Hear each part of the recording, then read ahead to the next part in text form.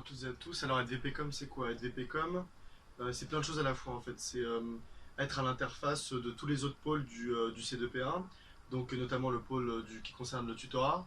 Donc, vous avez vu la vidéo avec Bastien et Cheryl, la vie étudiante, la vidéo avec Camille et l'événementiel. Évidemment, le rôle de la communication, c'est quoi? C'est communiquer sur des actions, sur des événements et sur des choses concrètes que le C2P1 va mettre en œuvre.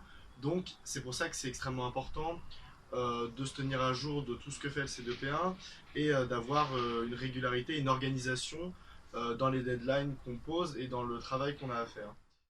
Si tu no me quieres ya. En ce qui concerne les relations avec les autres VP et avec les autres membres du bureau et de manière plus générale avec l'ensemble du C2P1, c'est très important de garder un œil sur tout ce qui se fait, c'est-à-dire garder un œil sur tout ce qui se fait avec le tutorat, garder un œil sur tout ce qui se fait avec la vie étudiante, avec les événementiels, les soirées, où est-ce qu'on en est. Et du coup, c'est pour ça qu'il faut être en contact avec tous les autres membres du bureau. Et aussi, et surtout aussi avec le trio, c'est-à-dire président, vice-président général et secrétaire général, pour parfois certaines choses qui demandent l'avis du président, qui demandent de s'appuyer sur le trio. C'est très important de communiquer avec eux.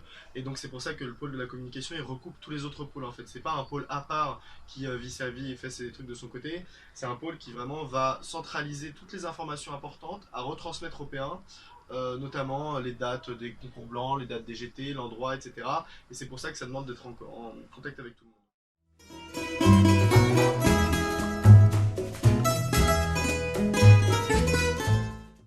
Quelles sont les qualités, les particularités de ce poste, enfin les qualités à avoir et les particularités de ce poste?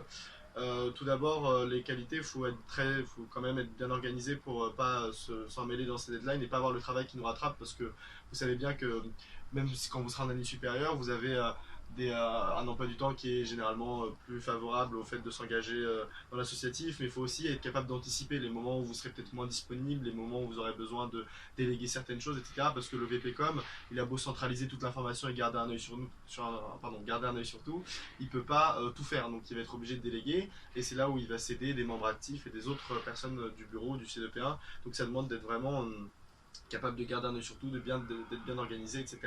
La petite chose, c'est que concernant les logiciels, par exemple, à utiliser pour faire des montages vidéo, des visuels, se servir du site internet, de Facebook, etc., il n'y a pas vraiment de prérequis à avoir, c'est-à-dire qu'on apprend au fur et à mesure qu'on s'en sert, et c'est quelque chose qui est très accessible, peu importe les connaissances qu'on a.